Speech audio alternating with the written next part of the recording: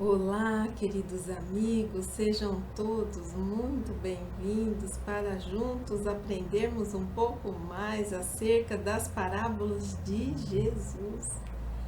E hoje iniciaremos pelo estudo da parábola dos dois devedores, encontrada no Evangelho de Lucas, parábola belíssima, que traz a temática do perdão vertical, ou seja, aquele oriundo de Deus para com a humanidade. E traz também a temática da graça estendida por Deus aos seus filhos. Então vamos a ela. E rogou-lhe um dos fariseus que comesse com ele. E entrando na casa do fariseu, assentou-se à mesa. Eis que uma mulher, uma pecadora da cidade, sabendo que ele estava sentado à mesa em casa do fariseu, levou um vaso de alabastro com unguento. E estando por detrás, aos seus pés, chorando, começou a regar-lhe os pés com lágrimas, e enxugava-lhes com os cabelos de sua cabeça, e beijava-lhe os pés, e ungia-lhes com o unguento. Quando isto viu o fariseu que o tinha convidado, falava consigo, dizendo: se este fora profeta, bem saberia quem e qual é a mulher que lhe tocou, pois é uma pecadora. E respondendo, Jesus disse-lhe: Simão, uma coisa tenho a dizer-te. Ele disse: dize a mestre. Então, até aqui nós temos o cenário no qual a parábola foi contada, porque até aqui nos deparamos com o contexto e não com a parábola propriamente dita. E qual foi o contexto, então, dessa narrativa ensinada e contada por Jesus? Jesus foi convidado por um fariseu para comer à sua casa, e estando lá, chegou uma mulher que era uma pecadora da cidade. Levou um alabastro que era o quê? Um recipiente apropriado para guardar perfumes, óleos, essências. E aqui precisamos fazer uma ponderação. Em algumas outras traduções, nós encontramos a palavra perfume ao invés do unguento. Então, o que seria o unguento naquela época? Seria um óleo perfumado, e esse unguento tinha grande valor monetário. E essa mulher então chega por detrás, começa a chorar, e bastante, e chora aos pés de Jesus. Quando ela nota aquela situação, ela começa a enxugar os pés de Jesus com os seus cabelos, né? E passa esse unguento, esse óleo, esse perfume que tinha alto valor monetário. E o fariseu se escandaliza, por quê? Porque a mulher era uma pecadora, ela tinha uma má fama. E então o fariseu pensa assim: mas se ele fosse um profeta, ele saberia que essa mulher é uma pecadora, saberia quem ela é, não permitiria que ela o tocasse. Ele pensa isso, e Jesus, então, na sua qualidade de mestre maior, que conhecia o que se passava no coração das criaturas e na sua mente também, responde a Simão, sem Simão falar nada. Esse é o contexto. Então, o que dá o ensejo para que a parábola seja transmitida é esse fato da mulher pecadora. E o que nós veremos ao longo do estudo são algumas tradições, contextos culturais e históricos para compreendermos a gravidade disso que aconteceu nesse episódio. Então, agora nós vamos à parábola propriamente dita. Jesus diz: um certo credor tinha 2 devedores. Um devia-lhe 500 dinheiros e o outro 50. E não tendo eles com que pagar, perdoou-lhe a ambos. Dize, pois, qual deles o amará mais? E Simão respondendo disse: tenho para mim que é aquele a quem mais perdoou. E ele lhe disse: julgaste bem. Então, Jesus diz que tinha um credor com 2 devedores, e aqui nós encontramos em outras traduções 500 denários. E denário era uma moeda de prata romana que o valor monetário dela correspondia a um dia de salário de um camponês, de um trabalhador rural da época. E aqui Jesus então pergunta: quem você acha que amaria mais a esse credor que lhe perdoa as dívidas? E aqui esse perdão no sentido de remissão, quer dizer, de anulação da dívida. E o Simão disse: aquele que tinha a dívida maior. E Jesus disse: julgaste bem. Mas continuando, e voltando-se para a mulher, disse a Simão: vês esta mulher? Entrei em tua casa e não me deste água para os pés, mas esta regou-me os pés com lágrimas e mos enxugou com seus cabelos. Não me deste ósculo, mas esta, desde que entrou, não tem cessado de beijar meus pés.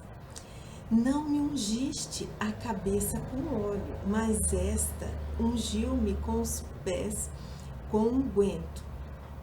Por isso te digo que os seus muitos pecados lhe são perdoados, porque muito amou. Mas aquele a quem pouco é perdoado, pouco ama. E disse-lhe a ela: os teus pecados te são perdoados. E os que estavam à mesa começaram a dizer entre si: quem é este que até perdoa pecados? E disse a mulher: a tua fé te salvou, vai-te em paz. Então, depois que Jesus conta a parábola, ele se dirige a Simão e faz ali uma constatação da forma como ele, Jesus, havia sido recebido em sua casa. E que a pecadora da cidade, havia feito e oferecido todas as práticas de hospitalidade que ele, o fariseu, o observador da lei, não o fizera. Agora, precisamos de alguns dados históricos, culturais, para compreendermos melhor o contexto da parábola. Então, vamos lá. Essa parábola foi contada por Jesus em um episódio que ocorreu na cidade de Naim, porque um pouco antes, em Lucas, no capítulo 7, versículo 11, Lucas narra que Jesus foi para a cidade de Naim. A parábola dos 2 devedores está presente apenas no Evangelho de Lucas, porque algumas parábolas são encontradas também em Marcos e Mateus, mas esta especificamente em Lucas. E aqui nós precisamos fazer uma observação. Por quê? Porque há uma similaridade da cena da unção do banquete contida nessa passagem com a de Mateus, que está no capítulo 26, versículo de 6 a 13, em Marcos também, lá no capítulo 14, versículos de 3 a 9, e em João, no capítulo 12, versículos de 1 a 8. E o contexto da unção narrado por Mateus, Marcos e João é aquele da semana da paixão, um pouco antes dos acontecimentos finais que culminariam com a prisão do mestre. No Evangelho de Lucas, essa narrativa não aparece nesse contexto da semana da paixão. Os outros evangelistas veem a unção como uma preparação para o sepultamento de Jesus, no qual nada é mencionado no Evangelho de Lucas. Percebemos algumas diferenças. Em Mateus e Marcos, a mulher, naquele episódio, unge a cabeça. Em Lucas e João, ela unge os pés. Em Mateus e Marcos, esse episódio acontece na cidade de Betânia, na casa de Simão, o leproso. Aqui, nós inferimos que esse episódio aconteceu na cidade de Naim, pelo que está descrito ali no versículo 11 do capítulo 7. Então, travou-se um grande embate entre os teólogos e estudiosos para saber se são dois episódios diferentes ou se é o mesmo episódio e que Lucas deslocara para uma outra situação. E não se chegou a nenhuma conclusão. Snodgrass, um teólogo americano, diz que ele acredita que são dois episódios diferentes que trazem as suas semelhanças e devido à tradição e à replicação dessa mensagem, um tem acabado influenciando o outro. E se vocês perguntarem a mim, eu acredito que sim, que são episódios diferentes, apesar das semelhanças, mas eles guardam certas particularidades.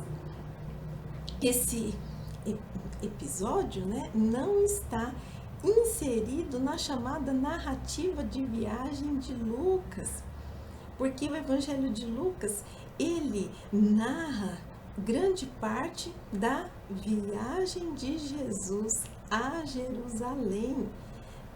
Ele é construído em torno dessa viagem, dos acontecimentos que vão sucedendo nesse percurso de Jesus. Então, essa parábola, esse episódio não está inserido nessa narrativa de viagem. E trata-se ainda de uma parábola jurídica, ou seja, ela suscita o ouvinte a uma autocondenação, porque quando Jesus pergunta ao fariseu, quem você acha que amou mais? E o fariseu diz, aquele que tinha mais dívidas. Então, quer dizer, quando o fariseu responde, ele emite um julgamento acerca daquela parábola que estava sendo contada, ao mesmo tempo ele está se autocondenando, porque a parábola toda, nós veremos, ela contém os personagens que faziam parte daquele episódio, daquela situação. Quem eram os fariseus? Eles faziam parte de uma seita religiosa que se originou entre 180 a 200 anos antes de Cristo, desempenhavam um papel ativo nas controvérsias religiosas, observadores servis das práticas exteriores, do culto, das cerimônias, só que eles tinham apenas a exterioridade e a ostentação das virtudes, pois escondiam costumes dissolutos, muito orgulho e, sobretudo, excessivo desejo de dominação. Eles tinham grande influência sobre o povo, passando para este como santos personagens. Mas, por dentro não era bem assim o que eles traziam dentro de si. Encaravam as refeições como oportunidades para estudo. Por isso convidam ao mestre porque o mestre já, aquele momento, já pregara, já curara, e eles queriam conhecer mais quem era esse que todos apontavam como um profeta, como um Messias. Eles eram extremamente preocupados com a pureza ritual das refeições. Então, as refeições para eles deveriam ser respeitadas, principalmente no quesito da pureza. E o ato de receber, as regras de hospitalidade à época.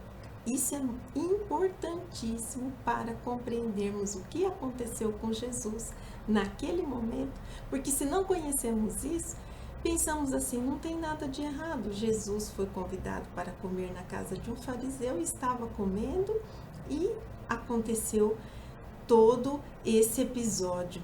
Mas não é bem assim. No Oriente, quando uma pessoa é convidada à casa de alguém, geralmente é recebida com um beijo, conforme o costume. No caso de um rabi, ou seja, um mestre, todos os membros da família do sexo masculino esperam a entrada da casa e beijam as suas mãos. Jesus foi beijado? Não. Quando um hóspede chegava, colocava-se uma bacia rasa e larga no chão, derramava-se água sobre os seus pés. Omitir esta cortesia seria dar a entender que o visitante era de posição social inferior. E essa prática, além de demonstrar uma cortesia, era utilizada por quê? Porque vamos lembrar que naquela época as pessoas utilizavam sandálias. As estradas eram de terra. Havia areia porque em muitas áreas encontrávamos o deserto, altas temperaturas. Então, os pés, eles ficavam com temperaturas extremamente altas. E esse derramar a água, além de uma cortesia, seria uma forma de amenizar aquela sensação física do calor e do cansaço. Seria uma forma de auxiliar aquela pessoa a se restabelecer. Ungir a cabeça com óleo ou até unguento era prova de consideração que o hospedeiro dava algumas vezes aos seus hóspedes, principalmente se fossem pessoas ilustres. Então, quando uma pessoa chegava, o que acontecia? Ela era recebida com beijo, uma bacia com água era colocada à sua disposição e essa água era derramada sobre os seus pés, e ainda ela recebia a unção de óleo ou unguento. E nada disso aconteceu com o mestre. Ainda sobre essas práticas de hospitalidade, todo anfitrião cuidava previamente de considerar a condição de seus convidados. Sabia que um fariseu convidado não consentiria em pôr-se à mesa a não ser em companhia de pessoas tão respeitosas da lei quanto ele, porque eles eram extremamente observadores da lei, e nunca ao lado de pessoas sem cultura ou ainda menos de pecadores. As refeições, esses encontros, tratavam-se de ocasiões relativamente formais. Era comum as pessoas rodearem um lugar onde ocorria um banquete para ver as pessoas importantes e ouvir o que diziam, porque as casas, elas, não tinham como hoje as grades e os muros, Então, aqueles que não eram convidados ficavam do lado de fora observando, porque as cidades eram extremamente pequenas e era uma atração até para a população esses banquetes realizados. As casas eram abertas, podendo-se entrar e observar de fora.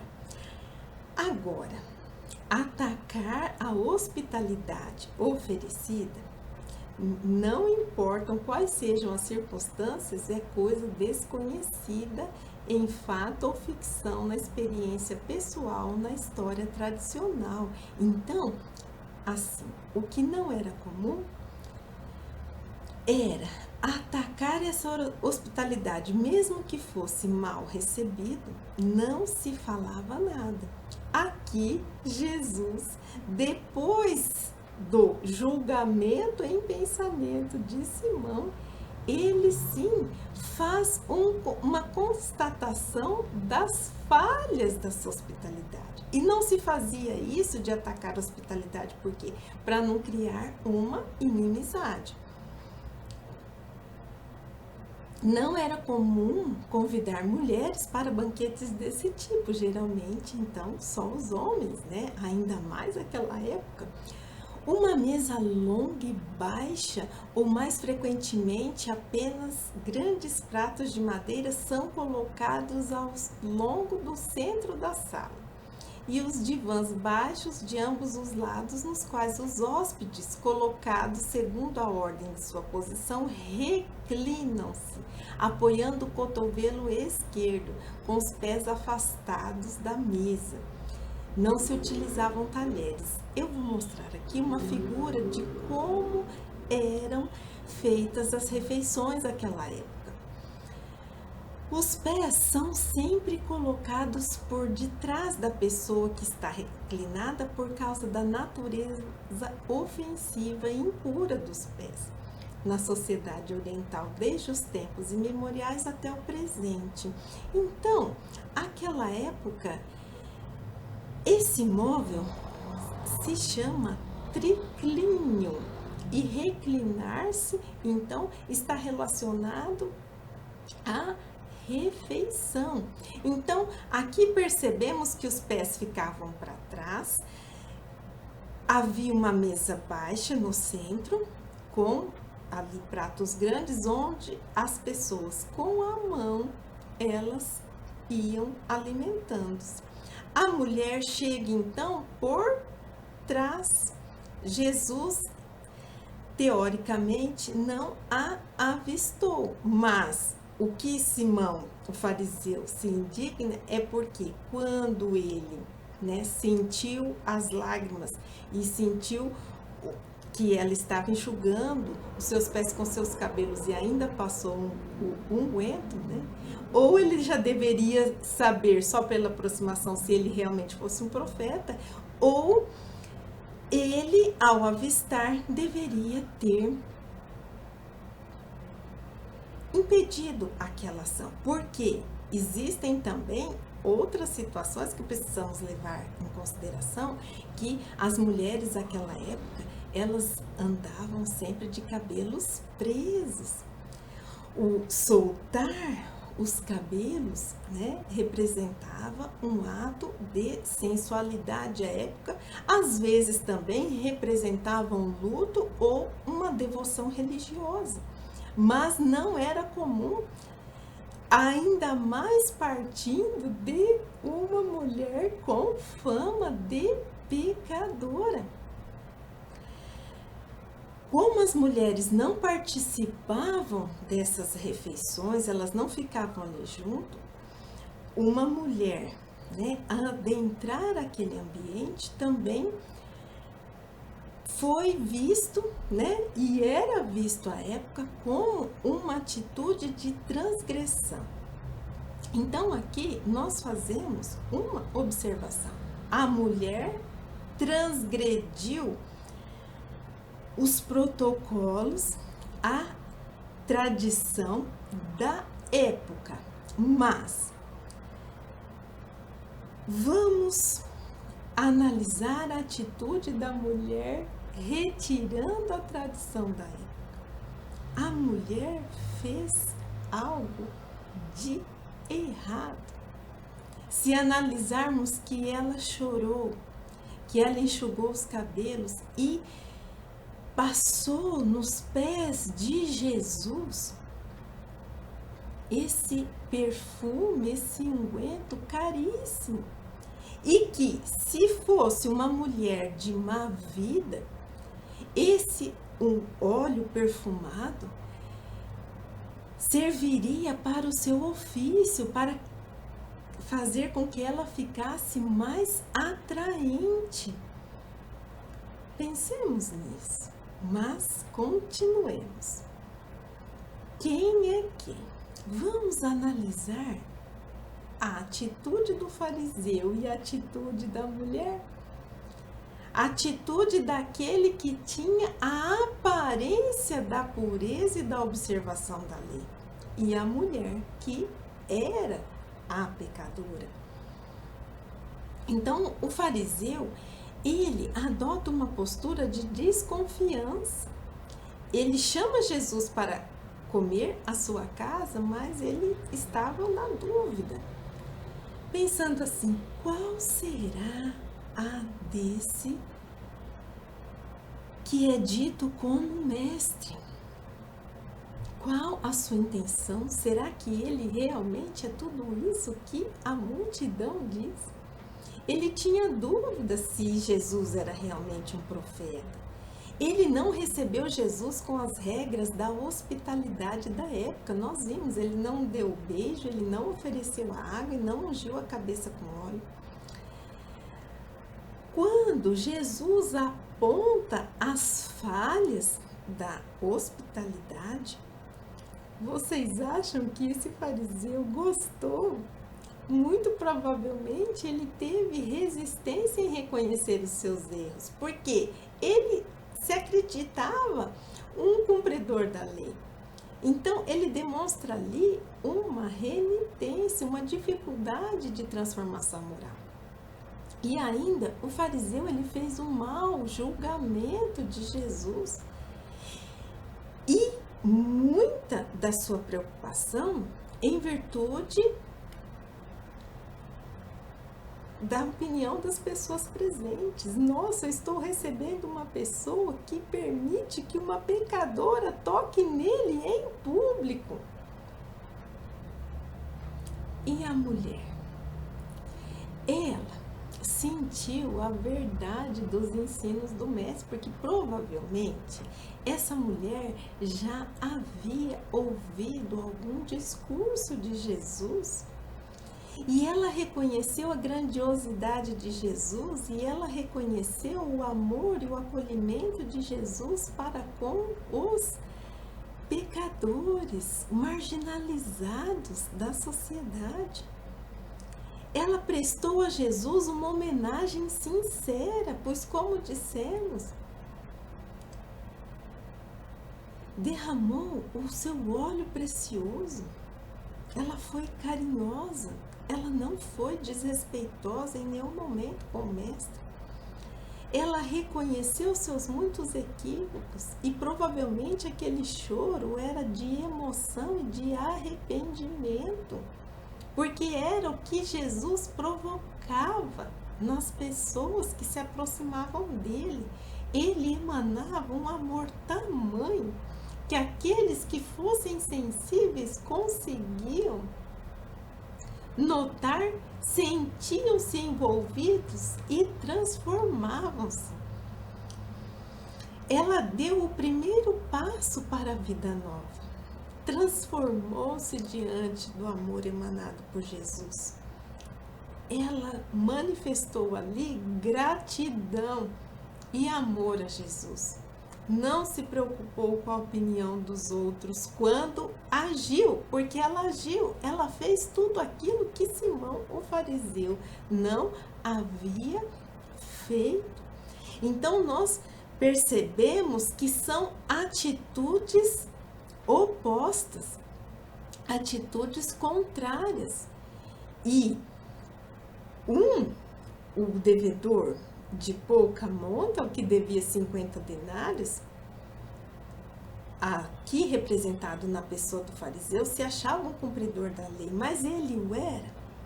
E aquela que realmente tinha suas falhas, mas ela consegue se transformar. E o fariseu fica naquela postura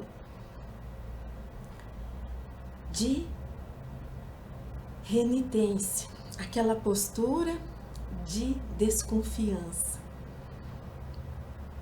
A parábola dos 2 devedores discorre sobre o perdão vertical, ou seja, aquele que parte de Deus em relação a nós e demonstra a misericórdia divina para com todos. E a ideia de que os pecados são dívidas para com Deus é bem conhecida no judaísmo, né? E aparece em outras partes dos ensinos de Jesus. O perdão aqui representa esse cancelamento da dívida, a remissão. Os judeus estavam familiarizados com as passagens de Deuteronômio, dos ensinos acerca do ano do jubileu, que tratam do perdão de dívidas. Esse ano do jubileu acontecia a cada 50 anos, era um ano especial, de práticas especiais, que tinham o objetivo de levar as pessoas à libertação, à restauração, à fé, à consagração do Senhor. E dentre essas práticas estava a libertação dos escravos e a remissão das dívidas. Mas, continuando, o que vem primeiro? O amor ou o perdão? Será que a mulher demonstrou seu amor porque ela foi perdoada? Ou a mulher foi perdoada porque demonstrou o seu amor? E vamos ver o que os estudiosos nos dizem. Spurgeon, ele diz que, qual deles, pois, o amará mais? Está implícito que os 2 devedores que haviam sido perdoados iriam ambos ser levados a amar o benfeitor, né? Imaginemos nós se tivéssemos uma grande dívida e o credor chegasse um dia e dissesse que estávamos desobrigados do pagamento daquela dívida. Nós o amaríamos, nós guardaríamos gratidão para com esse credor. As palavras de Jesus no texto nos garantem que aqueles que são perdoados irão amar quem espontaneamente os perdoou. Isso acontece antes de mais nada porque parece natural que quem receba um favor, uma gentileza, se sinta agradecido. Está implícito no texto que há graus de diferença no amor do homem a Deus.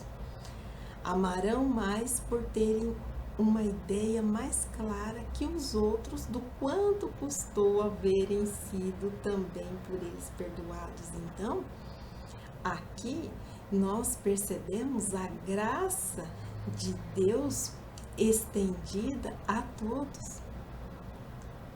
O perdão é estendido a todas as criaturas, só que os graus de amor que esse perdão provoca são diferentes segundo Spurgeon. E quem é Spurgeon? Ele foi um pregador batista inglês muito influente no protestantismo reformado. E aqui nós temos 2 expressões: o amor a Deus, né? Nós o amamos a Ele porque Ele nos amou primeiro, que está lá no Evangelho de João, e o amor de Deus, né? E o amor a Deus. Então, o amor que Deus endereça a nós e o amor que nós endereçamos a Ele. Quando seres dignos refletem sobre o grande amor de Deus para com eles e desfrutam desse amor, começam logo a amar a Deus. Tal como o botão da flor, ao sentir o sol, abre-se reciprocamente para ele. O amor a Deus é assim, consequência natural de quando percebemos e sentimos o amor de Deus para conosco. Que pensamento mais lindo! Ali, no episódio de Naim, naquele banquete, o que nós percebemos?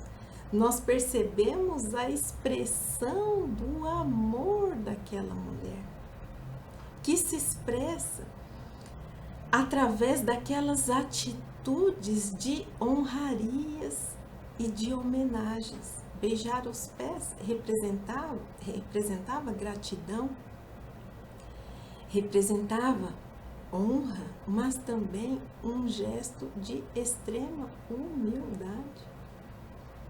E a mulher expressa esse amor, mas por que ela expressa? Porque ela sente o amor de Jesus para com todos. Aqui, o credor da parábola pode ser entendido como Deus que estende a sua benevolência com todos e para com o qual nós contraímos dívidas em virtude dos nossos erros, dos nossos equívocos, conhecidos na época como pecados, mas também nós podemos imaginar aqui como credor Jesus, que estava ali em uma posição de transmitir o ensinamento, estava como na posição de um enviado, um emissário divino, e o fariseu falhou para com ele. A mulher falhara, mas ela não falhara para com ele, ela estava em contradição com os seus ensinos. Ambos eram devedores perante a doutrina de amor que o mestre trazia. Mas esse credor perdoou, e por que ele perdoou? O que significa o perdão? Ele perdoou, mas aquele que tinha mais dívidas, na parábola, representada então na figura da mulher, no caso, ela agiu. E aquele que foi menos perdoado, porque ele tinha menos pecados, mas porque ele foi menos perdoado porque ele também não agiu à altura como a mulher. Então, perdoar olha o que está lá no livro dos Espíritos. Poderemos utilmente pedir a Deus que perdoe as nossas faltas. Deus sabe discernir o bem do mal. A prece não esconde as faltas. Aquele que a Deus pede perdão de suas faltas só obtém mudando de proceder. As boas ações são a melhor prece. Por isso que os atos valem mais do que as palavras. Então a mulher agiu. A sua ação foi um pedido de perdão pelas transgressões que ela vinha cometendo há tanto tempo. Ela agiu de forma humilde porque ela beijou os pés de Jesus. Sob a forma do alto sacrifício, levou o seu mais precioso unguento. Ela agiu de todo o seu coração, suas lágrimas rolaram espontaneamente aos pés de Jesus, de modo contínuo. Mas, desde que entrou, ela não tem cessado de me beijar os pés, é o que está narrado na parábola. E de modo entusiasmado, ela beijou os pés do Senhor. Para ela, nada menos do que isso conseguiria expressar o seu amor. E quando Jesus finaliza todo esse episódio, a tua fé te salvou, vai-te em paz. E ele perdoa os pecados. E ele perdoa por quê? Porque ele ali está na figura do representante da divindade, o emissário divino, o verbo enviado de Deus. E a mulher expressa todo o amor e também toda a sua fé nas palavras do mestre. Então, ela uniu o amor e a fé e agiu. E aqui nós precisamos entender a fé não no sentido apenas de crer. Ela expressou a fé no sentido de fidelizar-se. E fé no sentido de fidelizar-se envolve o amor, envolve o respeito, envolve a admiração, envolve a aproximação. E um pouco de reflexão para nós. Qual dos personagens mais nos identificamos? O fariseu, a mulher Nenhum dos dois, pois sou um espírito evoluído. Porque o grande exercício que precisamos fazer toda vez que estudamos uma parábola, toda vez que estudamos uma lição de Jesus, é nos colocarmos dentro da história. Porque Jesus transmitiu esses ensinamentos primeiramente aos discípulos, mas a partir do momento que esses ensinos chegaram até nós, nós também somos os destinatários dessa mensagem. E qual a minha função? Qual a minha atitude perante os ensinos do Mestre, perante as leis divinas? Será que nós nos achamos exímios cumpridores da lei que nada precisamos melhorar? Ou será que nós, sim, reconhecemos as nossas falhas? Mas reconhecer as nossas falhas não basta. Será que nós fazemos algo para mudarmos a direção da nossa rota? Como essa mulher tão discriminada, mas que teve uma atitude corajosa, uma atitude sincera. Por isso não podemos julgar as pessoas pelas aparências.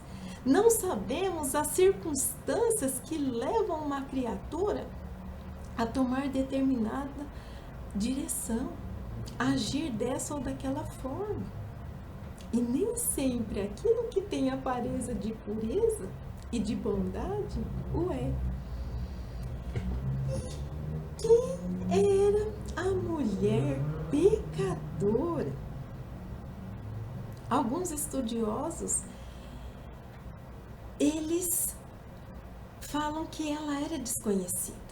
Outros arriscam o nome, mas eles dizem que isso não pode ser provado.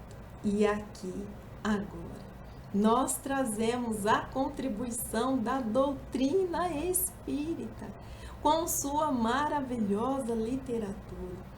E, assim, no livro Boa Nova, no capítulo 20, intitulado Maria de Magdala, Humberto de Campos, através da psicografia de Chico Xavier, nos diz que Maria de Magdala ouvir as pregações do Evangelho do Reino, não longe da vila principesca, onde vivia entregue a prazeres, em companhia de patrícios romanos, e tomara-se de admiração profunda pelo Messias. Decorrida uma noite de grandes meditações e antes do famoso banquete em Naim, onde ela ungiria publicamente os pés de Jesus com os bálsamos perfumados do seu afeto, notou-se que uma barca tranquila conduzia a pecadora a Cafarnaum. E aqui, meus amigos, eu recomendo a leitura desse livro e desse belíssimo capítulo, onde encontramos um diálogo cheio de amor e de dor que Maria de Magdala expressa a Jesus, e Jesus a acolhe, a compreende. Então nós percebemos que esse diálogo entre Maria de Magdala e Jesus ocorreu antes do banquete de Naim, e assim compreendemos que essa mulher, a pecadora, ali estava expressando a extrema gratidão e o extremo amor a Jesus, que a salvara de si mesma, a salvara dos enganos da vida. Maria de Magdala se transforma em um evangelho vivo, porque ela, além de levar o evangelho aos sofredores, ela passou a viver ardentemente todas as lições do Mestre. Maior exemplo de transformação acredito que naquela época nós não encontramos. E assim finalizamos o estudo dessa maravilhosa parábola. Como já dissemos, sem esgotarmos o assunto, porque é impossível fazer isso com ensinamentos tão profundos e belos como o de Jesus. E no próximo encontro continuaremos com a temática do perdão e veremos a parábola do credor incompassivo. Obrigada pelo carinho e pela atenção de todos e até mais!